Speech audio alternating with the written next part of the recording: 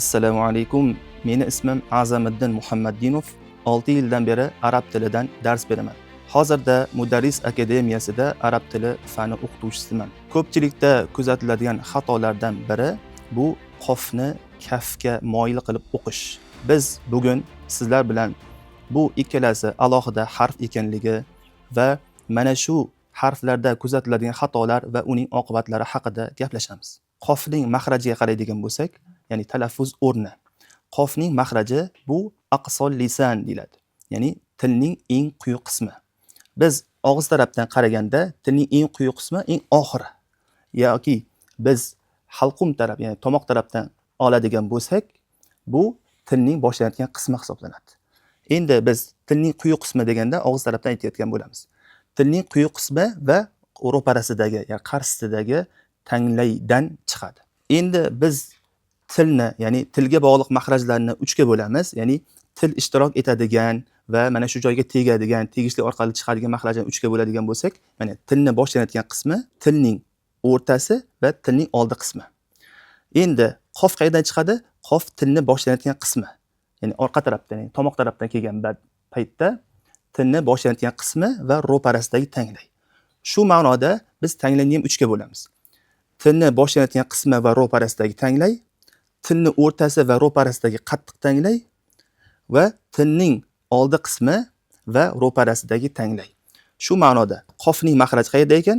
Qofning mahraji tilning boshlanadigan qismi va ro'parasidagi tanglayga tegishi orqali chiqadi. Endi ko'pchilik adashtirayotgan narsa nima desa, kaf. Kafdancha, kafning mahraji ham xuddi shu. Tilning boshlanadigan qismi orqa tarafdan, tomoq tarafdan kelgan paytda tilning boshlanadigan qismi va ro'parasidagi tanglaydan biroz yuqoriroq, ya'ni biroz oldiroq tarafidan kaf chiqadi. Ikkalasining farqi nima? Ikkalasining farqi bu sifatlarida, ya'ni bir qancha sifatlar bilan ajralib turadi bu. Endi mana shu asosiy sifatlarga keladigan bo'lsak, bu qofda isti'lo degan sifat bor, ya'ni og'izni to'ldirib yo'g'on o'qish kerak. Kafda bo'lsa isti'fola deyiladi, ya'ni til o'zining holatida turadi, ingichka o'qiladi. Masalan, aytadigan bo'lsak, qo, qi, qu, aqo, ka, ki, ku, ak. Talaffuz qilayotgan paytda tilimizning orqa tarafi ko'tarilishlik natijasida og'izni to'ldirib o'qiladigan, ya'ni og'izni to'ldirib yo'g'on o'qiladigan harflarga isti'lo harflar deyiladi. Unga xusso, dog'tin, qiz deyiladi. Mana shuning ichida qof bor. Endi undan boshqalari hammasi isti'fola. Til, ya'ni talaffuz qilayotgan paytda tilning orqa tarafi odatdagi ko'rinishda, ya'ni tanglayga yaqin kelmasdan, ko'tarilmasdan odatdagi ko'rinishda o'qiladigan harflar isti'fola, ya'ni ingichka o'qiladigan, ya'ni mana shu yo'g'onga qaraganda ingichka o'qiladigan harflar hisoblanadi. Bu kafni, bu qofni o'zbek tilidagi q hamda klar bilan solishtirmaslik kerak. Chunki bu kafdagi ingichkalik bu qofga nisbatan ingichkaroq. Lekin o'zimizning tillardagi bu k va q ga o'xshamaydi bu. Undan keyingi yana bitta sifatlaridan qofda jarangli, ya'ni jahr degan sifat bor. Kafda bo'lsa hams degan, ya'ni jarangsizlik sifati bor. Bu jarangli, jarangsiz nima edi? Tovush paychalarining harakatga kelishi va harakatga kelmasligi natijasida chiqadigan harflar. Qofda jarangli. Talaffuz qilayotgan paytda tovush paychasi degan narsa bor, mana shu joyda bo'ladi.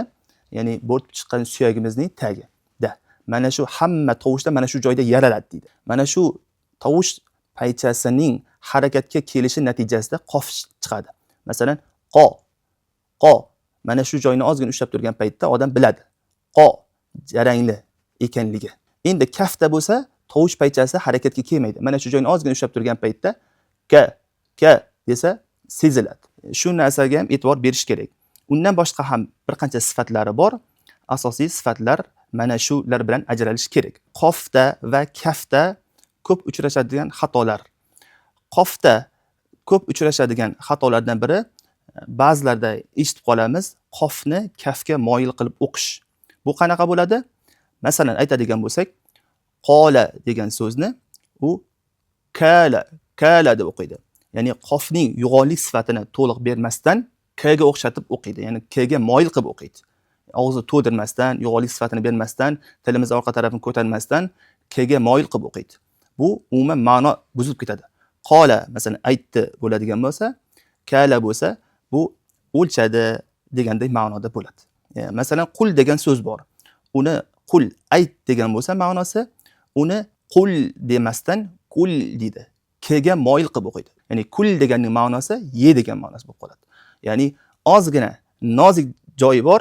Mana shu qofning yo'g'onlik sifatini bermasdan, qalqala sifatlarini, jaranglilik sifatlarini bermasdan o'qiydigan bo'lsa, bu umuman ma'noga ta'sir qiladi. Ya'ni umuman so'zni buzib ketishlikka sababchi bo'ladi. Shuning uchun mana shu narsalarga qattiq e'tibor berish kerak. Yana qofda uchrashadigan xatolardan biri bu aynga o'xshatib talaffuz qilish. Masalan,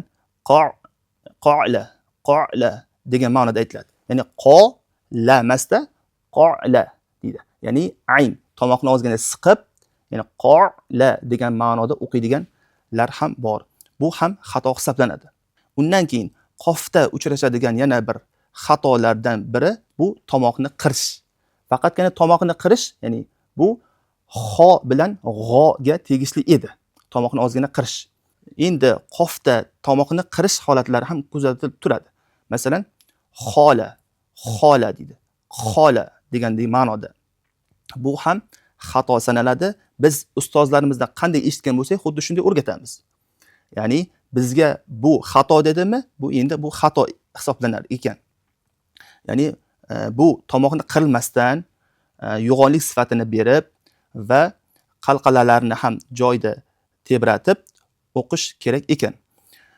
Yana bitta kuzatiladigan xatolardan biri qalqalani moyil qilib o'qib yorish. Masalan, aqo bo'ladigan bo'lsa, qofda, ya'ni joyida tebratmasdan og'zini ochib qoladigan bo'lsa, aqo bo'lib ketadi. Ya'ni qani ustida sukun emas, ya'ni a bo'lib ketadi. Aqo bo'lib ketadi. Uni joyida tebratish kerak. Aqo. Yoki i'ga moyil qilib, ya'ni kasraga moyil qilib o'qish ham holatlar kuzatilib turadi. Masalan, iqi. Qofda sukunni bildirmasdan, tebratmasdan i'ga moyil qilib, ya'ni pastki jag'imizni pastga qarab, ya'ni sindirish orqali i'ga moyil qilib o'qiydi. Iqo o'rniga iqi ko'rinishda o'qiydi. Yana bitta xatolardan biri uga moyil qilib o'qish holati ham kuzatilib turadi. Masalan, o'qo bo'ladigan bo'lsa, o'qu ko'rinishida o'qiydi. Kafda kuzatiladigan xatolardan biri bu gga, ya'ni g degan tovushga o'xshatib qo'yish. Ak deb o'qiydi. Ya'ni ak emasda gga o'xshatib qo'yish holatlari ham kuzatilib turadi. Aynan mana shunday xatolar bo'lib qolmaslikka e'tibor berish kerak. Chunki hozir aytganimizdek, ozgina, ya'ni kani aytayotgan paytda ozgina tovushimizni, ya'ni og'izni to'ldirib, tilimiz orqasi tarafini ko'tarib yo'g'on o'qiydigan bo'lsak, qo bo'lib ketadi. Qoni tilni orqasi tarafini ko'tarmasdan odatdagidek o'qiydigan bo'lsak, bu kaf bo'lib ketadi. Bu ikkalasi umuman ma'nosi bir-biriga teskari bo'lib qolishi mumkin. Teskari bo'ladigan bo'lsa, bu umuman ma'noga fonetik jihatdan bo'lsin, grammatik jihatdan bo'lsin ta'sir qiladi. Masalan, yana bitta misol, qalbu, ya'ni qalbu qalb, yurak degan ma'noda bo'ladigan bo'lsa, kalbu, ya'ni qoni kaga moyil qilib oladigan bo'lsa, kalbu bo'lib ketadi. Ya'ni bu kalbun it deganday ma'noda bo'lib ketadi. Ya'ni umuman ma'nosi bir-biriga zid bo'lib ketadi. Shuning uchun mana shunday xatolardan saqlanish kerak. Endi qof bilan kafni to'g'ri talaffuz qilishi qanaqa bo'ladi deydigan bo'lsa, hozir fathali, kasrali, zammali, mad holatiga, tanvin holatiga va sukunli holatiga bittadan misol aytib o'tamiz.